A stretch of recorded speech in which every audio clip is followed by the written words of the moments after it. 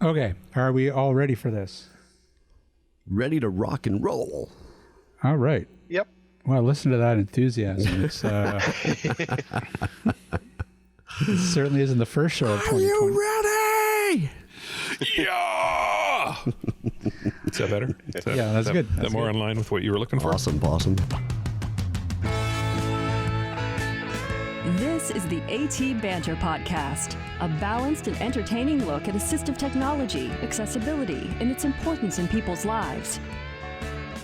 Join Rob Minot, Ryan Fleury, and Steve Barclay as they banter with people around the world about anything and everything regarding assistive technology and the disability community. Now, on with the show.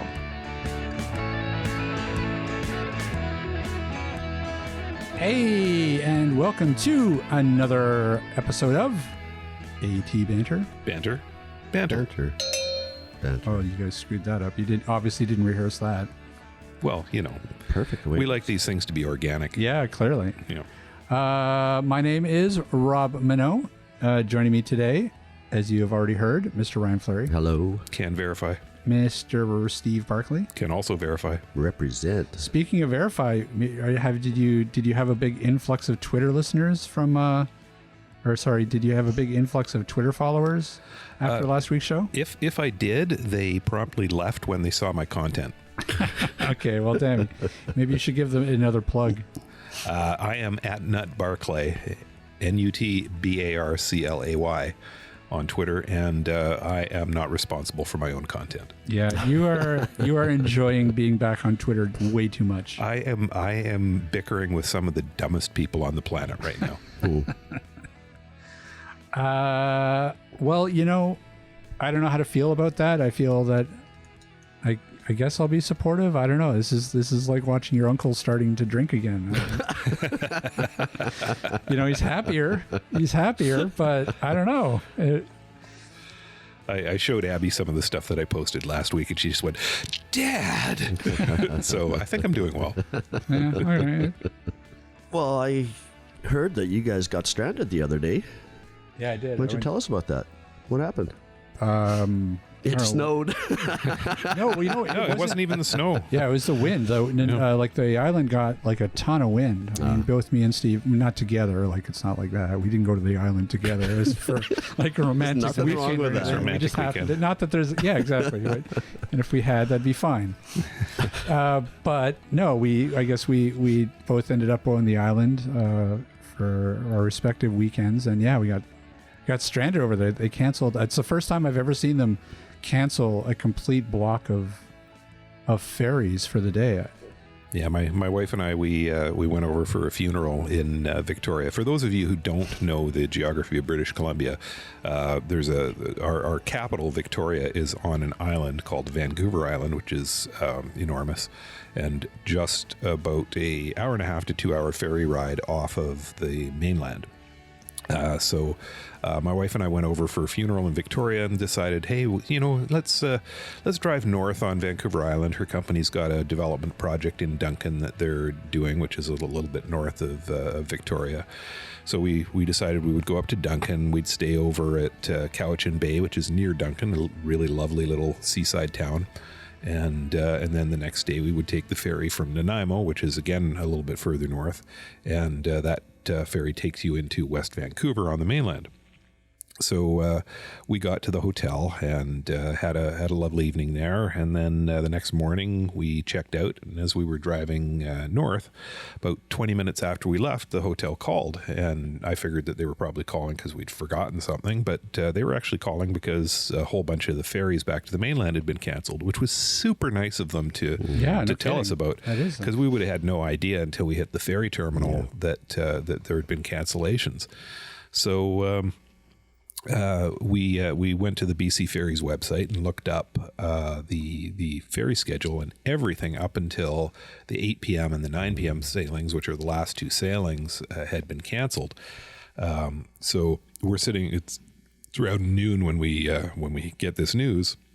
So we figure, okay, well, we've got two choices. We can either plan to stay on the island, or we can get into the ferry lineup right frickin' now. Because if we don't, two sailings to make up for 6 canceled ones is going to be pretty packed. People trying to get on that one.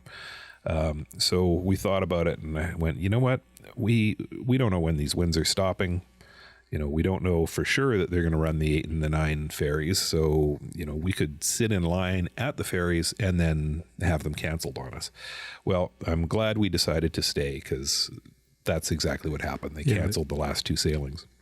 So we had a really nice night. We went to a spa resort that was just up island from there. Got a really good rate and really nice room, and went for a nice dinner. Next morning we drove back down. We got a reservation on the early boat. The boats were sailing the next day, so we got into our line, wandered into the coffee shop, and who should we run into in the coffee shop but Rob? Yep. It's like a small world. So we all sang around, hey, it's a small world after all. And we tootled on back to the mainland. Yep. Yeah. So it was fun. Yeah, that was it. It was fun. Yeah, it was. That wind was crazy. Like, it was crazy windy. Like when I first heard the ferries were canceled, I was like, "What? Why? Little wind? Like, you're canceling?" But no, once that wind got onto the winds out at sea is even stronger, right? Yeah. Like, it slows down once it hits the mainland. And boy, when that wind hit the mainland, even, it was just like, whoa.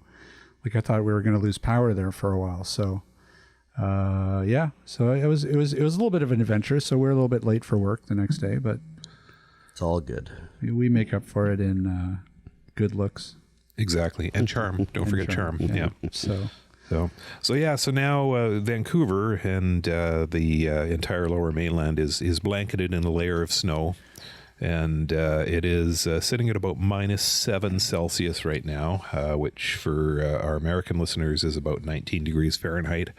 But we are not going to complain about the cold, because in Alberta and on the prairies right now, with the wind chill, it's about -50. Colder than the North Pole. Celsius. Insane. It is insane. Yeah.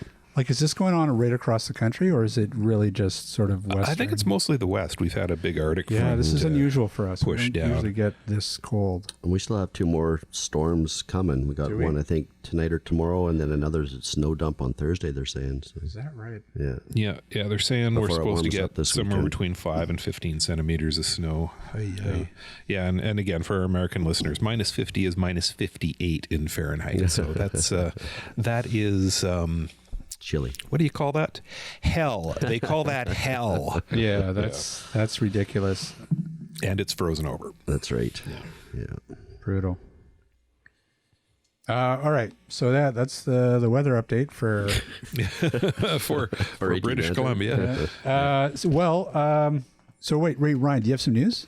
Well, the only thing I wanted to mention to people who may not have heard already, which I can't imagine haven't, but as of today, January 14th, or tomorrow, January 15th, Microsoft is no longer supporting Windows 7. So there are still ways that you can upgrade to Windows 10 for free.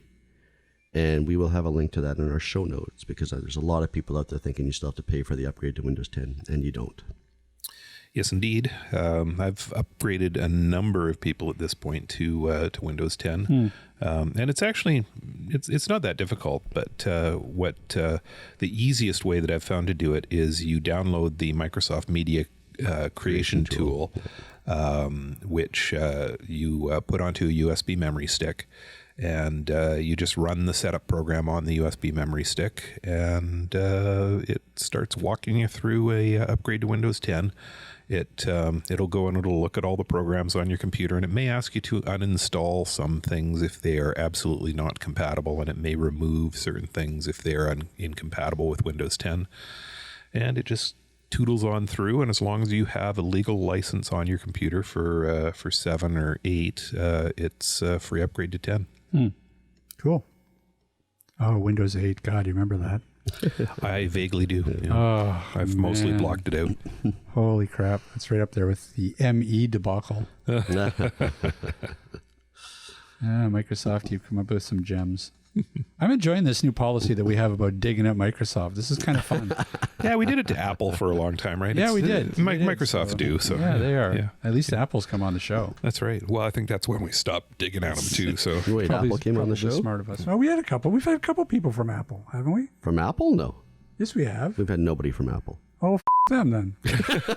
As far as I know, we haven't. I thought we did. Not I thought from for Apple. some really. No, I've reached out to Apple Accessibility, Well, and I don't think we've got them on either. People better start coming on this podcast if they know that's good for them. Yeah, 'cause, boy, oh boy. We're gonna start taking a mob mentality around here. Just be like, this is a really nice company that you got here. It'd be a shame if it got a shit talked on the podcast. Amazon. Yeah. Well, I guess I got to reach out to them too. Yeah, see if let's go. they'll come on the show. Well, I ran into them at CSUN last year, and they took my card and they said, "Hey, yeah, we'll have somebody get in touch," and they never did. You're going down to CSUN again this year. IR. I think you need to talk to Amazon. Mm-hmm. I think you need to talk to Apple, Yeah. and you can talk to Microsoft if you like. But see if you can get somebody from Amazon. At least get some contact information for me to reach out to. Yeah. Yeah, absolutely. Because even if they don't call us back, I can hound them. Yeah. That would be good. We should Already call into the show during CSUN. We could do a Zoom meeting, right? You can just do it on your phone. Mm-hmm. Sure. You can walk around. Yep, Yeah, could do. You'd be like our live reporter on the scene. that's right. Ryan, I'm in front of Jenna Leigh Fleury at Microsoft. You got anything to say to her? Come on our show. Come on our show, please. We're begging you. Steve, get on your knees. Oh, we're begging you. See, Steve's on his knees. You know what? She's probably boring anyways. Forget. Like, you know what? I'm over the whole that whole thing. The only reason I want somebody from Microsoft, and I don't care who it is, I'll reach out to Megan again, but I just want somebody to talk about the initiatives and the push behind the accessibility at Microsoft.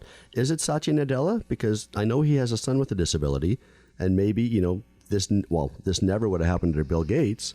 So maybe Satya is really, pushing the mandate forward, or is it just because it's the right thing to do? I just want to talk to somebody and find out what's pushing them.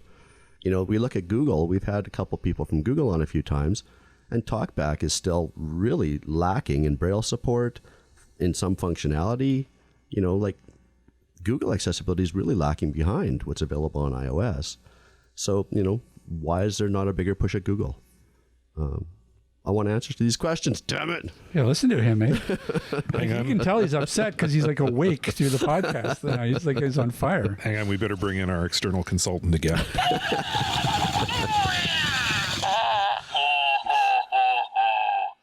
Thank you, Grumblies. That's right. All right, what else?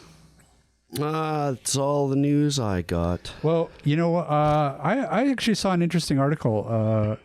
Okay, that's enough out of you.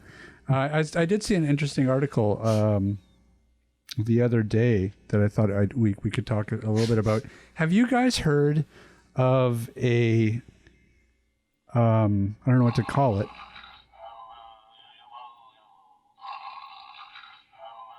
Grumbly's going to sleep. Good. For some reason, you really bore him. Yeah, well, why should he be the only one? No, have you guys heard about this new thing that they've been doing in theater called relaxed performances?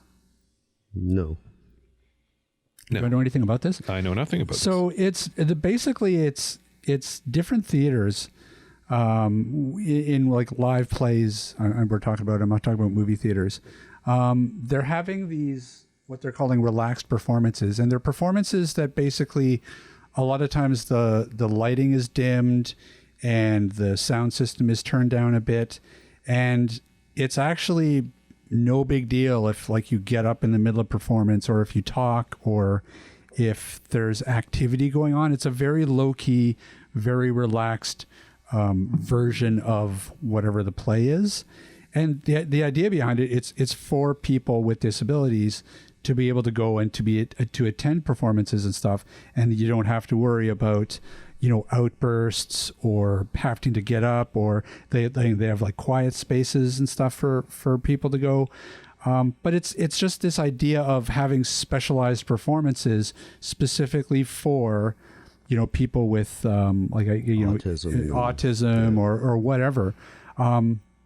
Nice. It's a really great idea. It's very cool, and it's actually sort of growing in popularity now, according to this article. And again, I'll post the article in the show notes as well. But I thought it was a pretty interesting idea.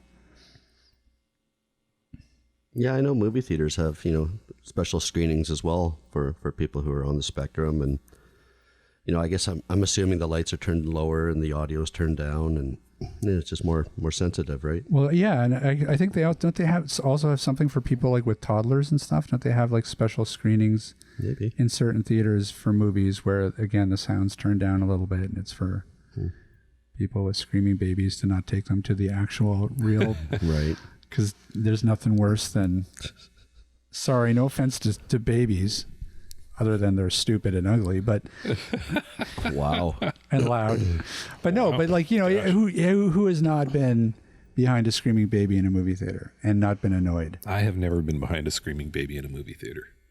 But I did notice you didn't say and not be annoyed, because if you had been, you would be like, yeah, and I was annoyed. I would seriously wonder why somebody would take a baby into a movie theater. I would agree. I remember going to see it. To me, I would think that would be inappropriate. It's not. People do it. I remember seeing a 5-year-old in like Nightmare on Elm Street 7. Oh, jeez. Okay, 5-year-old, a well-behaved 5-year-old, no problem. Well, yeah. That movie, wrong choice. Exactly. That's what I mean. Like people make ridiculous choices when it comes to, well, we could pay for a babysitter, or we could just take little Timmy. All right, everybody, send your email along, and I'll pass it off to Rob. What? I don't think this is not controversial. Anybody Oh, it who's will be gone, for some people. It's not going to be controversial. Hashtag Rob hates babies. Well, what have they done for me lately? That's all I have to What, say. hashtags or babies? No, babies. They probably built your phone. Listen, I ride that stupid face. Yeah, that's true, actually. Who are you, Ricky Gervais? Let's not go down that rabbit hole. Yeah, really, damn. Man, we're full of pop culture references today, too. The nerdery is just flowing out of us. Well, we have to make up for last week's show. I didn't think the last week's show wasn't that bad. I think after we finished recording, I thought that was a disaster. But then once I'd edited, I was like, okay, Yeah. kind of works. It's interesting. Alrighty. I don't know. I walked out thinking, wow, that was lame. Yep. Really? Yeah. Yeah, You got to listen to the edits, though, because the edits change the whole flow of the shows. Yeah. that's right. I work my magic. Can make the most inane episode somewhat sort of bearable. That's right. Not entertaining, just bearable. Okay, well, hey, Ryan. Yes. What are we doing today? Today, we are talking with Quentin Christensen about NVDA, the non-visual desktop appliance screen reader. Nice. We haven't had him on for about a year and a half, and a lot has changed, so I thought it was about time we got caught up to speed. Interesting. And he's coming to us all the way from the land down under. Yes, he is. It's on fire. It'll be interesting, too, to see how Zoom stands up to that. Yeah. It should be fine. It's all about bandwidth, right? So, Yep. Did you guys notice anything of interest last week in what do you call it? What was that thing that they had last week? CES? Yeah. Did you guys notice anything interesting that came out of CES last week? To be honest, I didn't really pay all that much attention to CES. Didn't you? No. Did you notice the AI-equipped litter box that they... no. That's true. That's a true thing. Probably. Google it. It is. It's not probably. Sure it is. It's featured. Yeah. No, but what I did think was interesting is a company that we're quite familiar with, OrCam. So OrCam has come up with a couple new devices. One's called the OrCam Here, which they're touting as the world's first AI-driven wearable assistive technology device for people with hearing impairment. So it's essentially, it looks to me like it's a camera that will, I guess, depending on where you have it pointed, it will read the lips and isolate the audio from, say, one single person or one single, I guess, sound source. Yeah, so and isolate it. It's got an array microphone on it, so it's capable of picking up a wide area, but the camera looks to see whose lips are moving, and it focuses the array microphone down to listen to specifically that person who's talking. Right. And what it's supposed to do is it's supposed to filter out all the background noise. Right. So this is a big problem for people with hearing aids because they get into a crowded environment and all of a sudden their hearing aid is amplifying everything in that environment, and it's difficult to hear just the person who's talking. So this will really help deal with that particular issue. Yeah, the YouTube demonstration of it was pretty impressive. Like it really cuts out that background noise. So this isn't like a smartphone app from OrCam. It's actually a dedicated hardware. dedicated device. Yeah. It's a dedicated piece of hardware. Right.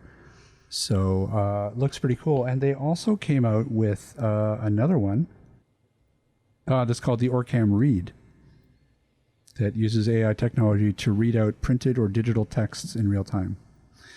And that's aimed at people with, say, reading difficulties or dyslexia or whatnot, that need to read a lot of text. So they're really pushing the ball forward in development. I was kind of surprised to see these two new things, because I don't think we heard a single peep out of them from before this, that these were even being developed. Yeah, they're pretty, as a company, they're pretty quiet when it comes to communication with their resellers. Canadian Assistive, of course, is a reseller of the OrCam My Eye products for the blind. But most of the time, any new information I get because somebody comes to me, usually a customer, and says, "Hey, I want more information about X, Y," and I go, "Huh?" and I have to look it up and go back to OrCam and say, "Hey, what about X, Y?" So yeah, this is something that I'm going to want to reach out to them about, because it looks like they're doing some new exciting stuff. Yeah, it sounds like it would be perfect to pick up for us for sure. But no, it's interesting. So they've got the My Eye, the My Hear, and the My Read. So it's a whole suite of different devices that cover a pretty broad range of solutions. So that's pretty cool. That is pretty cool. I have to say, I'm more impressed with OrCam these days than initially, like years ago when they first brought out the My Eye. The first generation My Eye was kind of flaky and seemed to be a little bit buggy, but they seem to have worked a lot of that out, and they're putting a lot of money into R&D. So yeah, well, the My Eye 2 is a really impressive device. It's tiny, and it the OCR that it produces is super fast, very accurate. And to see that in a non-Wi-Fi connected device, a standalone device that is that small, I mean, it really does rival what you get from desktop OCR apps for computers that have way more processing power. Yeah. So the only downside to it is, of course, that it's really expensive. Yeah, sure. So it'd be nice to see the price come down on these things, but that's market driven as much as anything. Yep. Yeah, exactly. So as long as they keep having it on Dr. Phil, we'll be happy. Yeah, indeed. Keep rerunning that. That's right. Thank you, Dr. Phil. Yeah, for those of you who don't know what we're referencing, Dr. Phil had somebody on with a My Eye, and they talked about it on the show. And every single time that particular episode goes into reruns, we start getting phone calls for it. Because people see it for the first time and get very excited. And they Google it, and our site, of course, comes up. So. Yeah. A startling number of people who call about that product, though, think that it has visual output, and it has no visual output. It's strictly speech output. Right. We get a lot of calls from people who are thinking it's a low vision aid, and people with low vision certainly can use it, but it doesn't produce visual output. It's strictly audio. I wonder maybe that's the next thing they're working on. It would make sense, honestly, if they made something low vision. Yeah, we'll hold off on that thought for a couple of weeks, because we have a guest coming on the show to talk possibly about some of that technology. Who? From where? NVDA was at CES, and they were showing off some new glasses. Oh, cool. So I think they're AR. I don't know, but AR glasses are going to be a big thing this year. Bose is coming out with a pair of their AR frames with a camera. There's talk that Apple's working on a pair of glasses, so it'll be interesting to get NVDA on, because they have an app as well that competes with Seeing AI, and if you can put that all in a pair of glasses, who knows what you can do. Alrighty then. So, all right. Well, that's enough of that. Let's bring Quentin on, shall we? Alrighty. Let's go to the land down under, where the women dine and men plunder. Can you hear the thunder? You better run. You better take cover. You know what that song needed? What?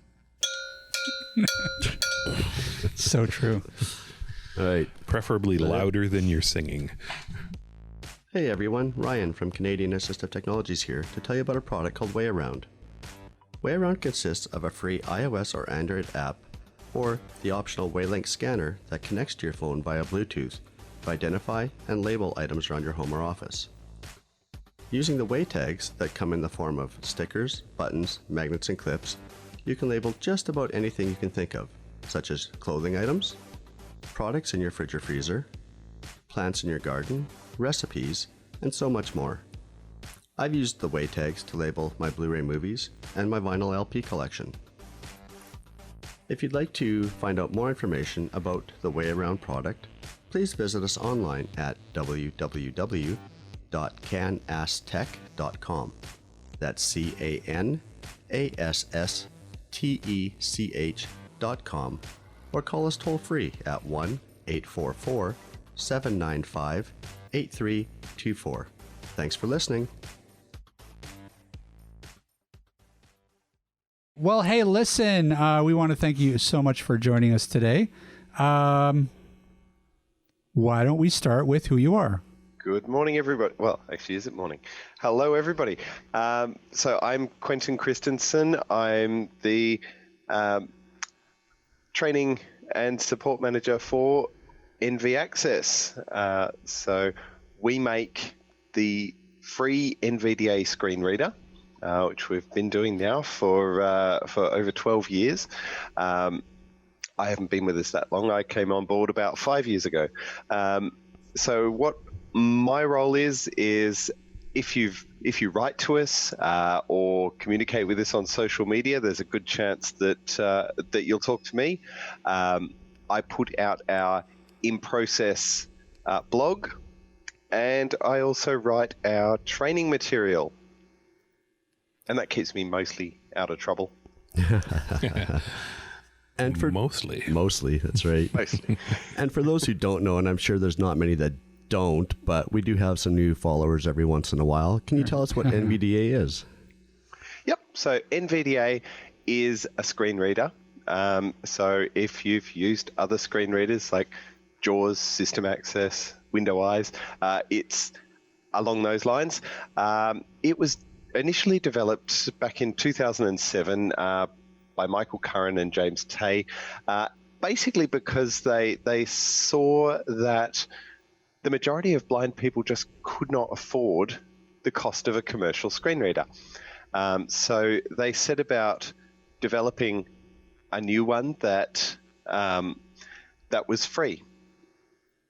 So that has provided some interesting challenges along the way in terms of funding, just by doing it completely differently like that. So to answer perhaps that question, which is the first one we get asked by a lot of people, is how is it free? Basically, what we do, instead of charging the end user, we work with companies like Microsoft, Google, Adobe, Mozilla. We work with them to help improve the accessibility of their offerings, and we get funding to continue NVDA. So it's a win for everybody, even if you don't use NVDA. That's a really cool idea. Yeah, we think so. We So basically, yeah, it's a screen reader. It works on Microsoft Windows. It works with most programs on Windows. It is free and open source, so anybody can use it and download it. Being open source, you can also contribute to the project as well if you have those talents. And even for commercial use, I should say, if you're in a business and wanting to use it with your staff or your customers, then you can do that. We do encourage, particularly organisations who can afford it, to make a contribution. We are a charity in Australia with tax-free status, so you can make a tax-free donation to us. At least from within Australia, it varies around the world. And that's one of the other reasons why we brought out the training material as well, was both to meet that need from users and also to help bring in an extra source of revenue for us. We've added to that, so we've got the basic training for NVDA is probably the main one that I would recommend for most users to start with. It is available in electronic text, so a web version, HTML web version, Word, EPUB, and Kindle KFX format. We've also got that available in human read, Daisy Audio, and in hard copy Braille. So that's the main one that we'd encourage for most people. If you would like to continue your skills with, say, Microsoft Office, we've been working on modules for Word, Excel, Outlook, and I'm halfway through one for PowerPoint.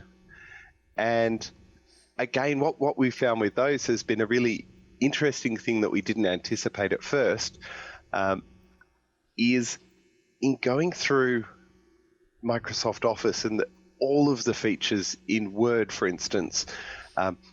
Most of us who've used Word actually only use a small subset of the features in our everyday use.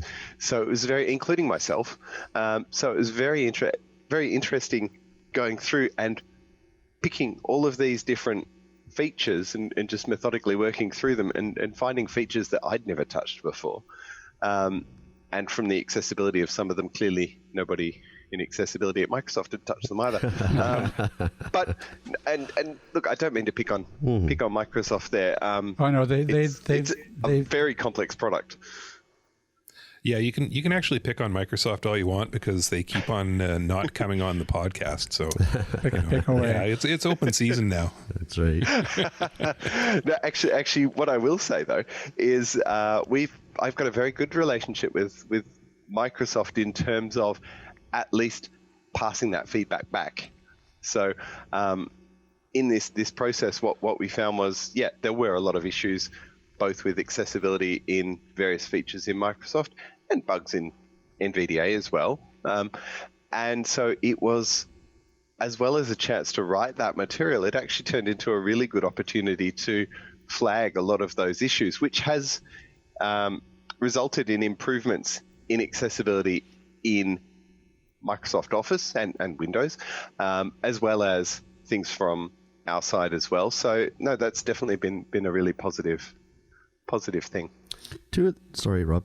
Two of the points you touched on that I do want to make sure we cover are, you said people can contribute to the source code for NVDA, and that's great, but there's also add-ons. Can you explain what those are?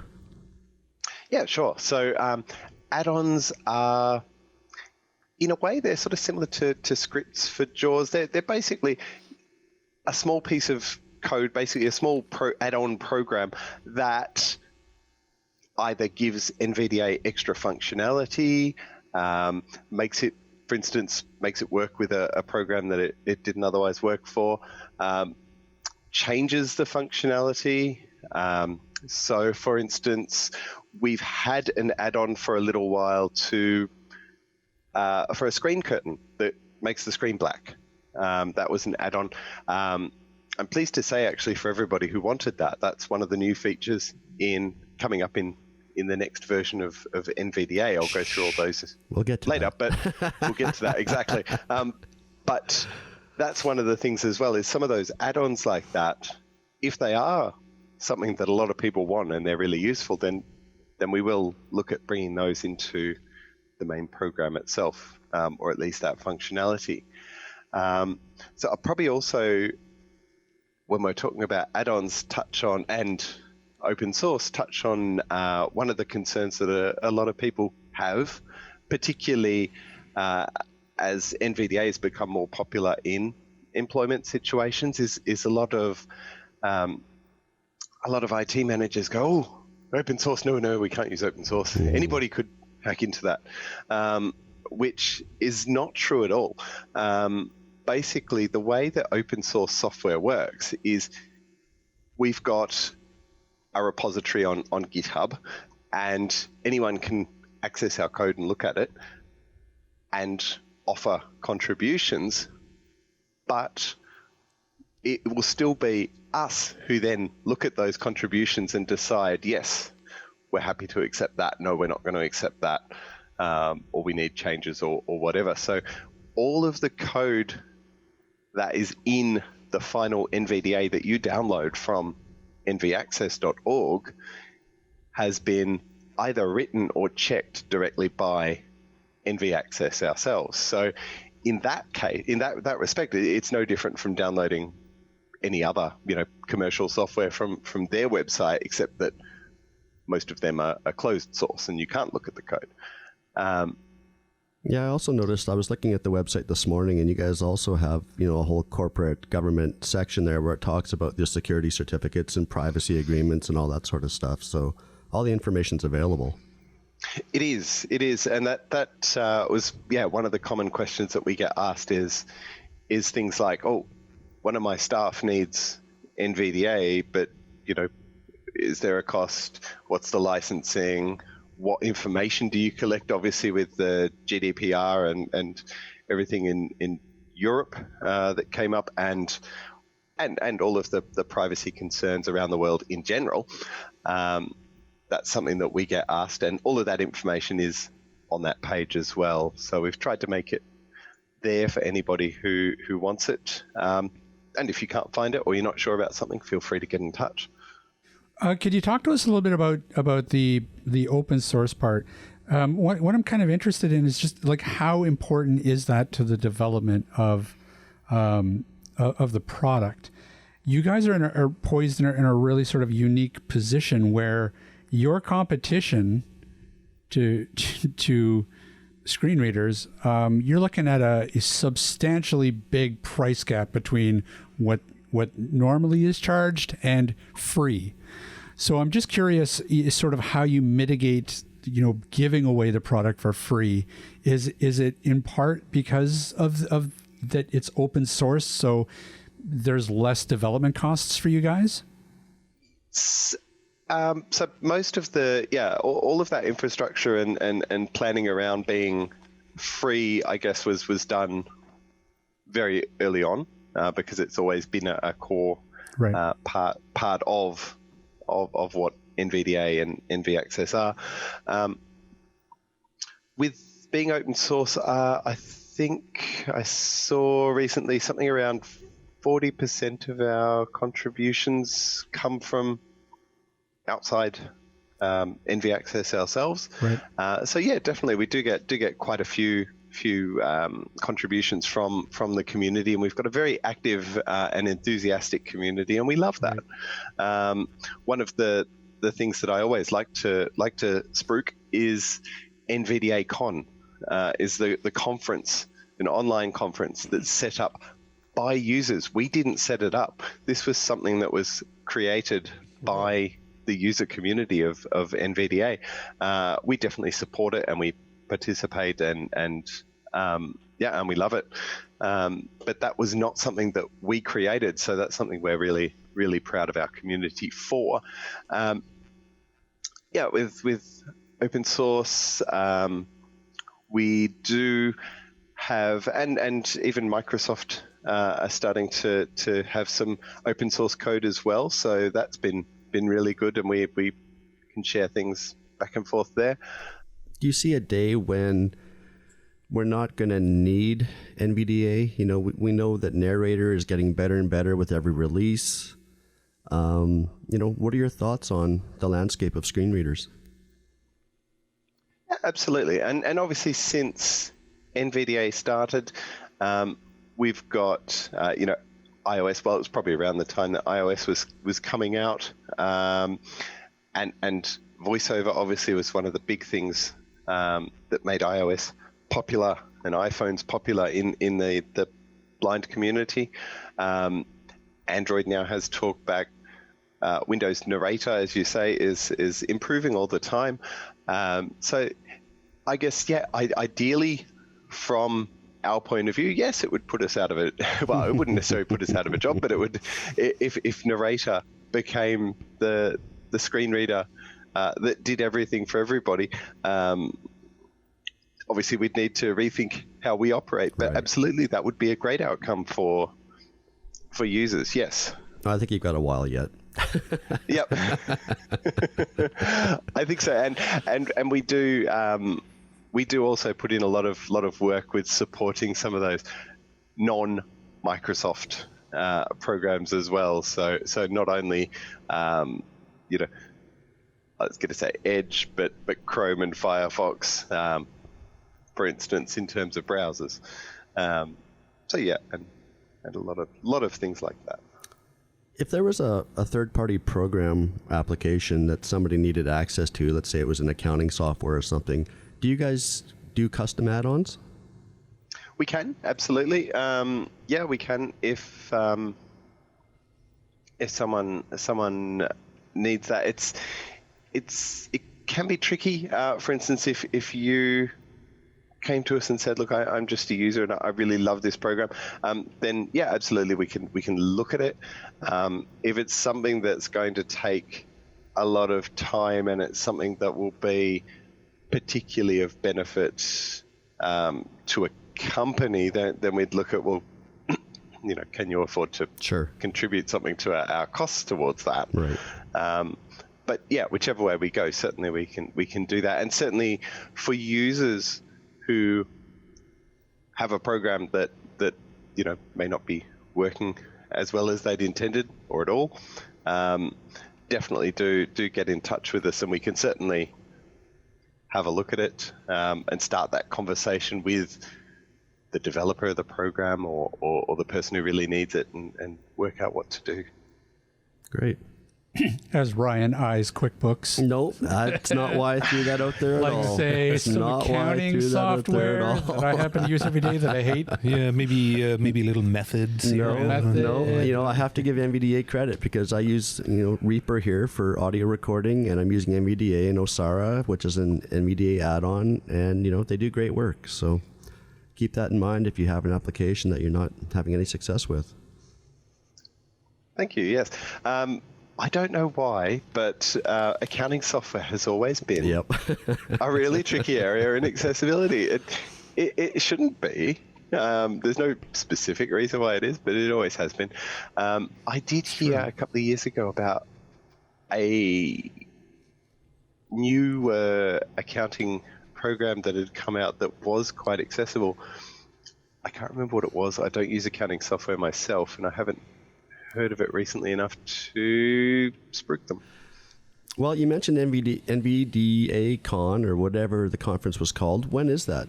That's right. So it was a little bit late last year. It was in November. So it's often closer to the middle of the year. Right. Around July or August. There is a website for that, nvdacon.org, and they will have all the information. You can also follow them on social media, and if you follow us on social media, we'll promote that as it's coming up as well. And certainly before them, because they'll be looking for people who are interested in sharing their own thoughts, information, presenting on the conference as well. You know, I think that's what we need. A conference? Yeah, we need BanterCon. BanterCon. Yeah, like seriously, like we can have it here in the Guitar Dungeon. We can give people tours. We fit 6 people in here at a time. Cook up some. Oh, how many people do you think are really going to come to BanterCon? It's 7. Us. That's a very precise number. Cook up some hot dogs on your barbecue, and yeah, it'll be a whole thing. All right. Invite the cosplayers to come dress up as us. Yeah, that's everybody comes with a shaved head. He's planned this out. Yeah, exactly. Yeah, he's thought a little too much about this. Clearly. Well, we've got hockey jerseys, so I mean, trust me, it's better than his Sailor Moon look. Yeah, it's the logical next step. Okay, let's go back on track though. Quentin, the last time we had you on was way back on episode 54, so about a year and a half ago, and there's been a lot of changes since then. Recently, there's been an announcement that you guys are changing to Python 3, which is, I guess, the newer, updated programming language. What's that going to enable you guys to do with NVDA? Okay, so previously, NVDA has been largely written in Python 2. So we're updating to Python 3, both because Python 2 is about to reach end of life. A phrase that we might be familiar with Windows 7 doing the same thing at the moment. Yep.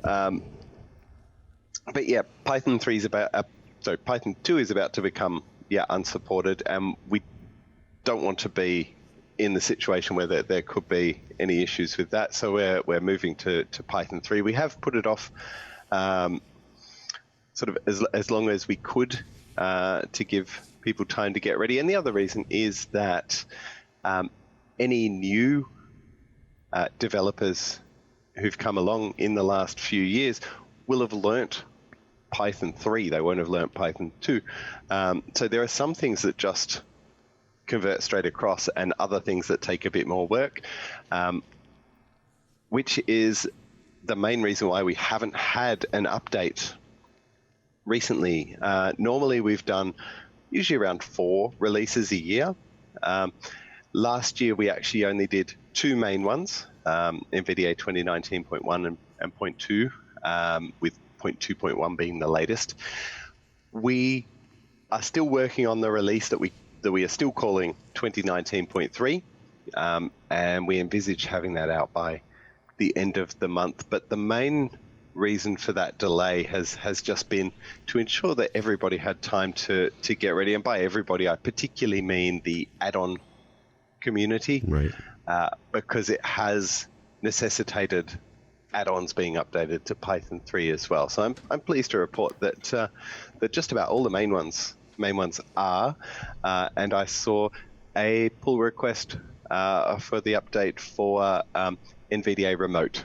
So everyone will be pleased to know that that's in the works. I know that's the biggest one I've been asked about in recent weeks and months, is what's happening with NVDA Remote? Is it still going to work?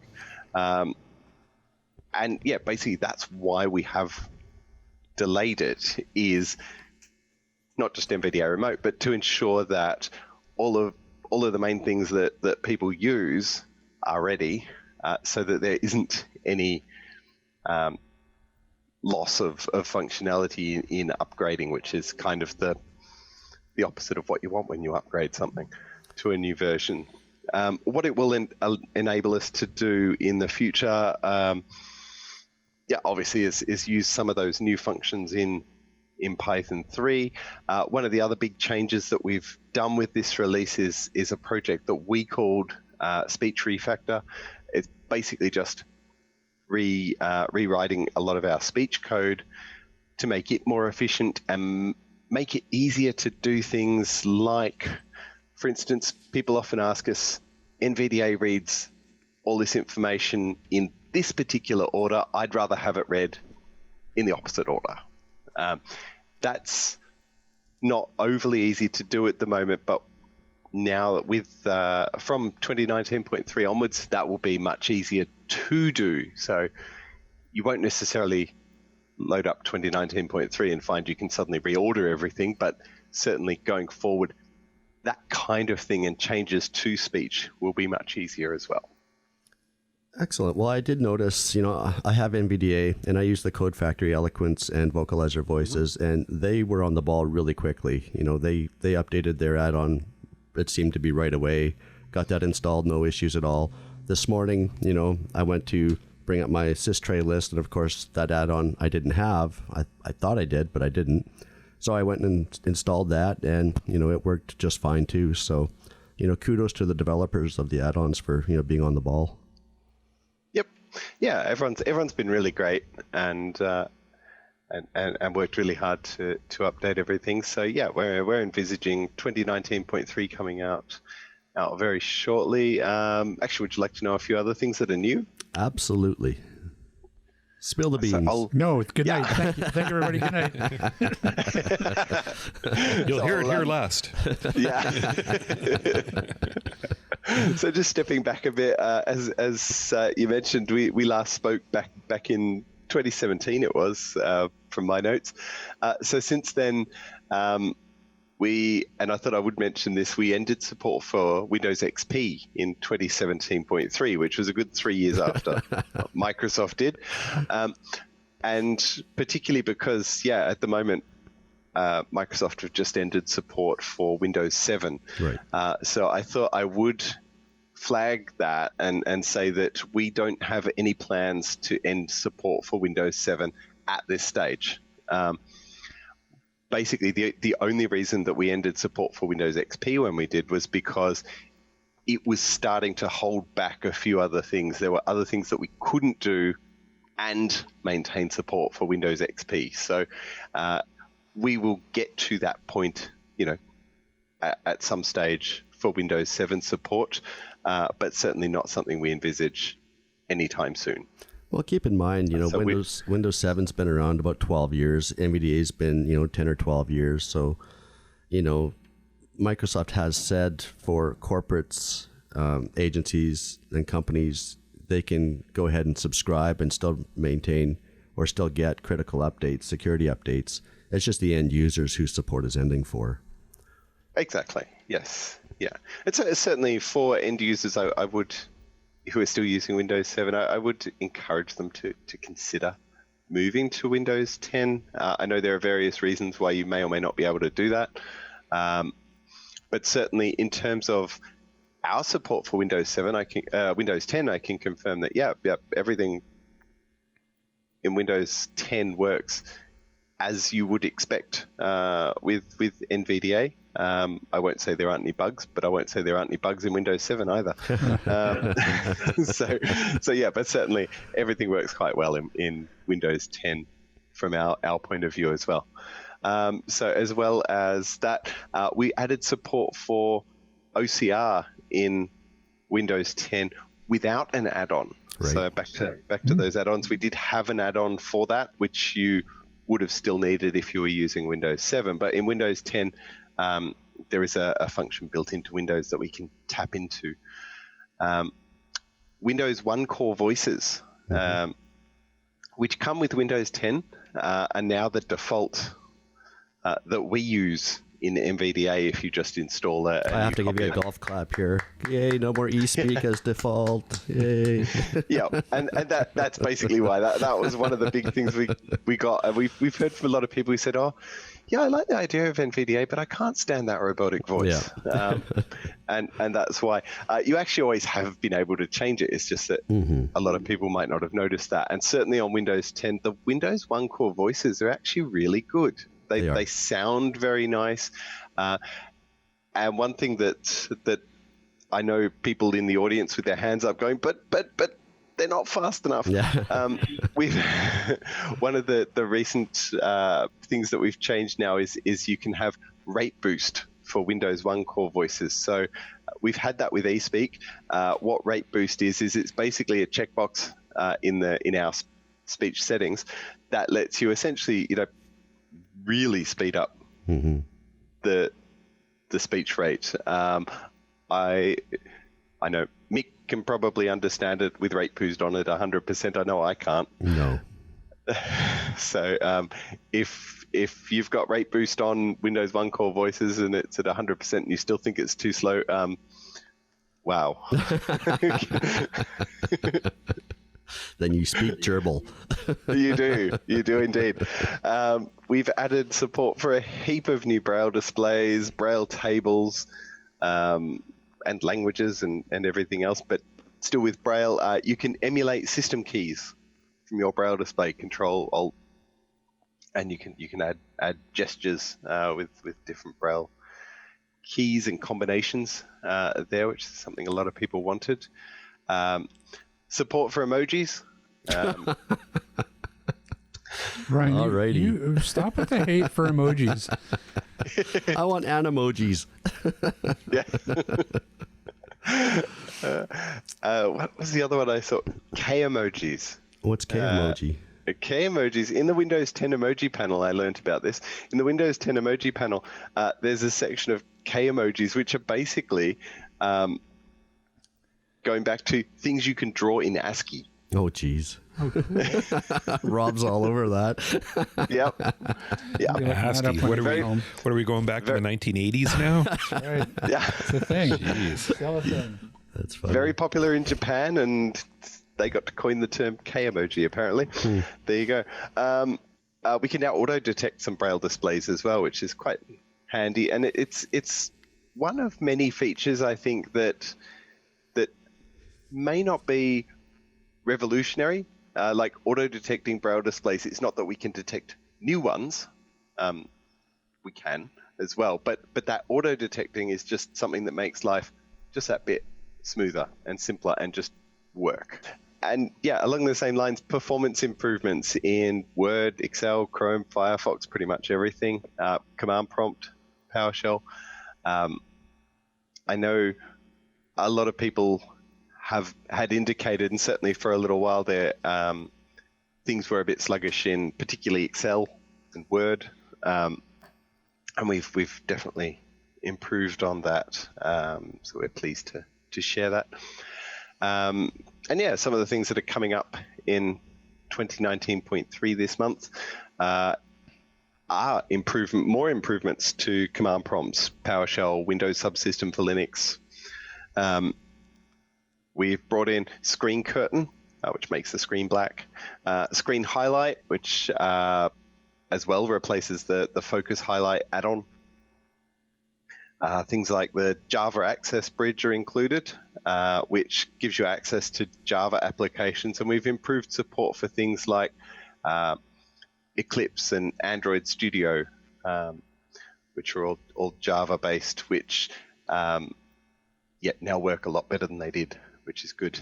And another one of those little things that just makes life a little bit easier, the system won't enter sleep mode when you're scrolling through text on a Braille display.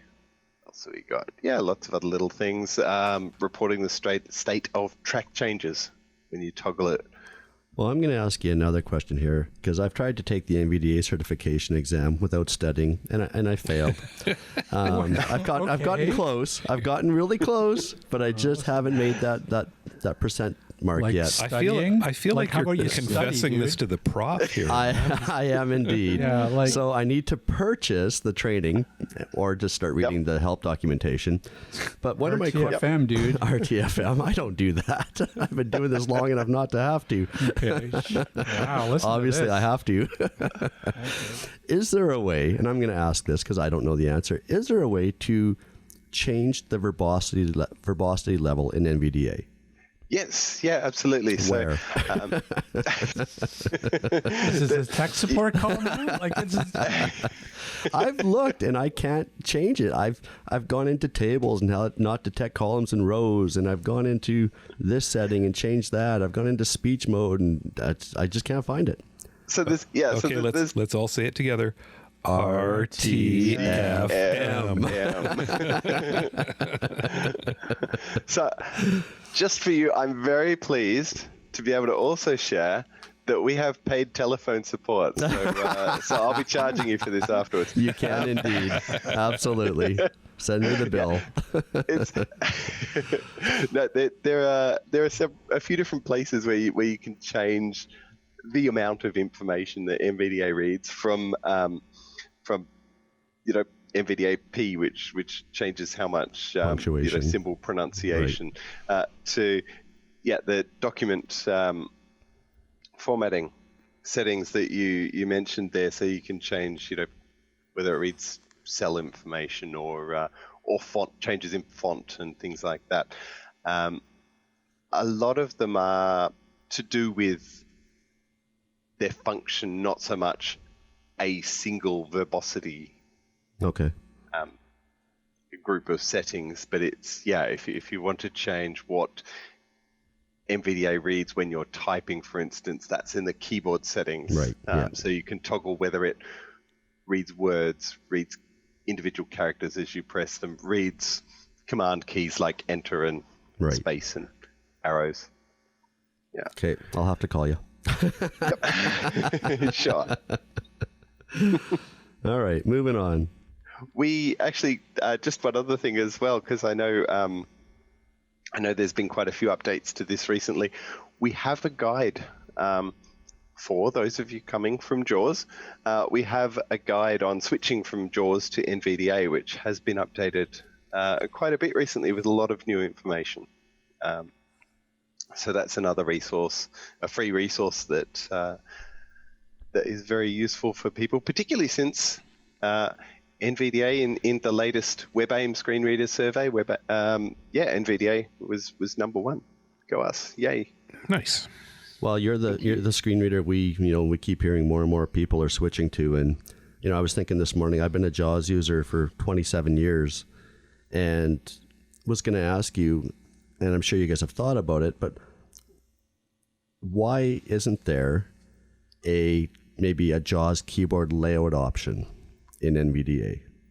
Because using that number pad for object navigation and stuff is so confusing for me as a JAWS user.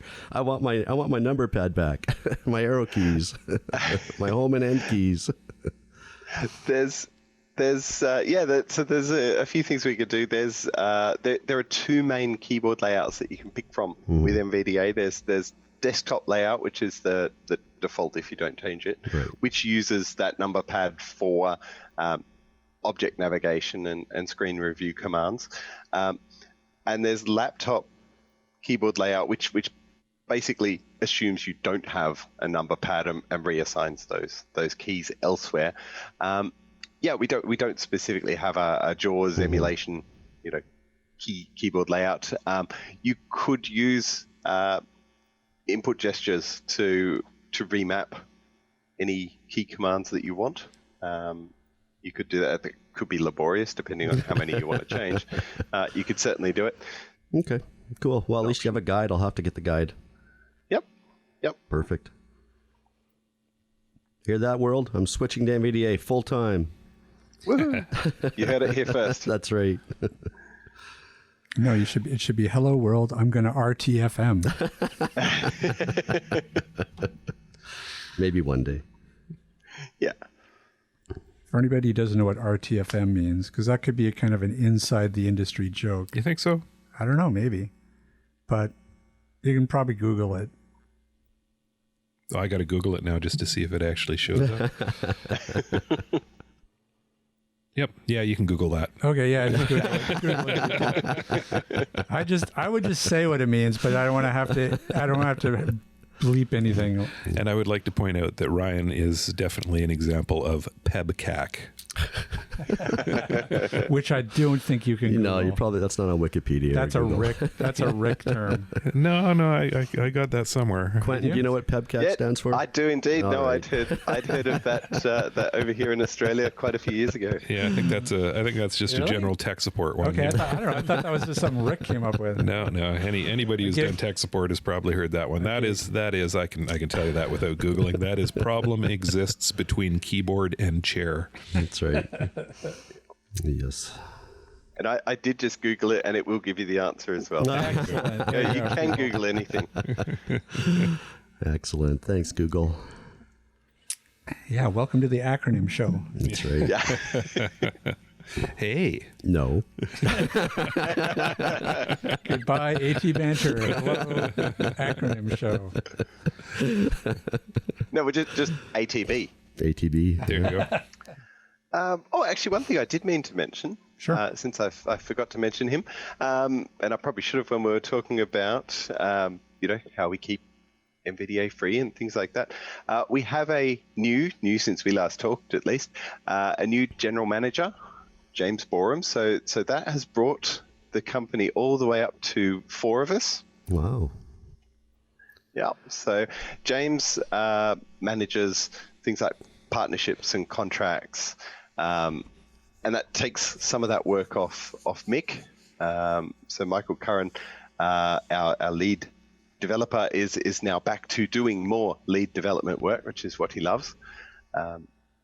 So James, if you've written to admin, you may well have talked to James. He's doing great work there.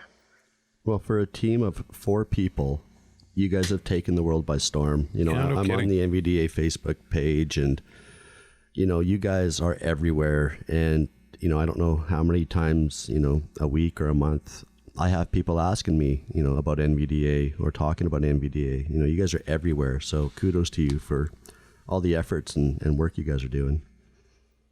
Thank you. We really appreciate it. Other companies could learn from you. Yep. Okay. Well, listen, why don't you tell people where they can find out more about NVDA? Yep. So the website is nvaccess.org. That's the main place that you can find everything all together. You can follow us as NV Access on Twitter and Facebook. On the website as well, down the bottom, there's usually the latest in-process blog post, which will keep you up to date with what we're up to, what's going on for our next release, and all of that sort of information. We'll be at CSUN in March in Anaheim, and that'll be great. And what else we got? They're the main ways of contacting us. info@nvaccess.org is the main email address. Or social media. Excellent. Well, listen, thanks so much for taking some time out and chatting with us. I know it's You are most welcome. Bit of a time difference. I guess it's 1993 there. No, we're ahead of you guys. It's that's right. It's 2093. Yeah. Yeah, Quentin and I had this We're on discussion. fire, but we're ahead of you. That's right. When we were trying to schedule the show the other day, it's like, I'm talking, Tuesdays at 10 a.m. Pacific, and it's like 4 a.m. his time the next day. I'm like, no, you're not getting up at 4 a.m. And I just couldn't get the time differences in my head. It was like 18 hours ahead or something. So, crazy. Yep. yeah. No, so glad you could join us. No, thank you for having me. All right. Well, best of luck with that next version, and let's do this again in another 50 episodes. Thank you. All right. I'll give you my credit card number later. All right. All right, Quentin, take care. Thanks, guys. Thanks. Okay, bye-bye. Bye-bye. So, Ryan, Rob, how would you think? I thought it was good. Yeah, There's a lot of new information. You lots love, of updates. You love that NVDA, don't you? I'm coming around to it. It's like I said, I've been a JAWS user for 27 years, so I know how the program works. I know the keyboard commands I need to use to get something done. And making that transition to NVDA, 90% of it's the same, but I struggled with the object navigation using the keypad. But again, like you said, you can go in and remap those keys, and there's just a little bit of a learning curve. And now that they've got this guide updated for making the transition from JAWS to NVDA, I'll have to take a look at it. Have any of you guys ever seen any numbers? Like, do we know what kind of market share these guys have? Yeah, it would have been a good question during the interview. Jeez. Well, damn it. I should have thought of it during then. I'd be willing to bet it's really getting high. Yeah, Well, I it's would got to be imagine. massive. I mean, virtually everybody I know who has JAWS Has NVDA also as has well. an NVDA. Sure, why wouldn't you? Yeah. Yeah. It's free. Like, I mean, you're talking about, you're talking about JAWS, which is in the thousands of dollars, right? Yep. Versus free. Yep. So, I mean, it's kind of a no-brainer for a lot of people, I think. Obviously, JAWS is, more appropriate choice in certain situations. But certainly I wouldn't think of if you're just sitting around at home. I don't think even JAWS is more around. appropriate anymore. Yep. The more and more people I talk to, and I can't give you any examples, but they say NVDA works better here than JAWS. Some people say, this works better with JAWS than NVDA. So I think we're kind of living in a world right now where you need more than one tool. Sure. I think too, screen readers are kind of like religion. Okay. Once you grow up in one of them, it's really difficult to switch to another one. Sure. And people don't tend to leave. And, I find a lot of people who are using JAWS are maintaining their license just because they don't want to let it go. Sure. They feel like no matter what, they need that tool in their toolbox. NVDA is just another tool in their toolbox. Right. Yeah, and I mean, I would think that part of that would be both, comfort. You're comfortable in the JAWS environment, but also, when you've put out that initial investment, it just it just makes sense to maintain that and to not sort of throw it off. Yep. So I could totally see that. But you're probably right. I mean, each is a different tool in the toolbox, and they both certainly have their places. And I mean, there's more than just JAWS and NVDA, of course. There's Dolphin. Yeah, Dolphin's out there. Screen reader. So there's some good stuff out there. For the home user, there's Narrator, for basic computer tasks as well. Yeah. Yeah. Well, I mean, really, the more options that are out there, the better. I hear Mac even has one. They do. Yeah. VoiceOver on the Mac. Yep. Well, maybe we'll have Microsoft on to talk about Narrator.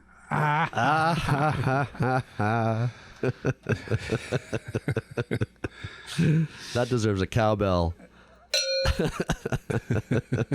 Take that, Microsoft. Come on, guys, pony up. Get on our show. I feel like it's We're not hating on you. It's just we really want you on this show. That's right. We're feeling rejected. reminded of that scene from The Warriors. Snubbed. Microsoft, come out to play. We're old. Okay, that's a classic. There's a whole generation of listeners that just went, "What the hell are they talking about?" I don't know. That's a classic movie. That's a classic. If you haven't seen The Warriors, go watch it. That is your assignment for today, dear podcast listeners. I'm sure it's easy to find. That's true. Apple might actually have it. You can probably Apple, rent it. Google Play, somebody will have it. Yeah. Go get it. All right. Anything else to say about that? No. Okay. Nope. Well, then, let me ask you this, Ryan. What's that? Where can people find us? They can find us online at atbanter.com. They can also drop us an email if they so desire at cowbell@atbanter.com. And if they're so inclined and into that social media stuff, they can also find us on Instagram, Facebook, and Twitter. Excellent. Awesome. Great. Where was I? That's going to about do it for us today. Yeah.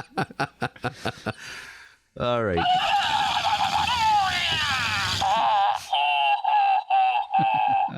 Exactly.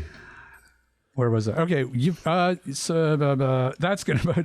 Okay, that is going to about do it for us this week. We want to thank everybody for listening in, and we will see everybody. Of course, now he's not going to say anything. It's timed. Is it? Yeah. You just got to wait for it. Wait for it. Wait for it.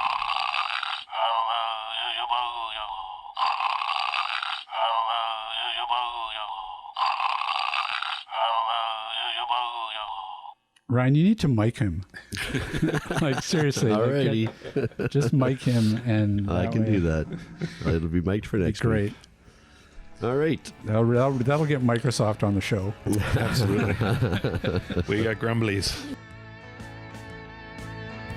This podcast has been brought to you by Canadian Assistive Technology, providing low vision and blindness solutions across Canada. Find us online at www.canastech.com. That's CANASSTECH.com, or call us toll free at 1-844-795-8324. For all your assistive technology servicing needs, call Chaos Technical Services at 778-847-6840, or find them online at chaostechnicalservices.com. Whoa, look at that. Master of the one take.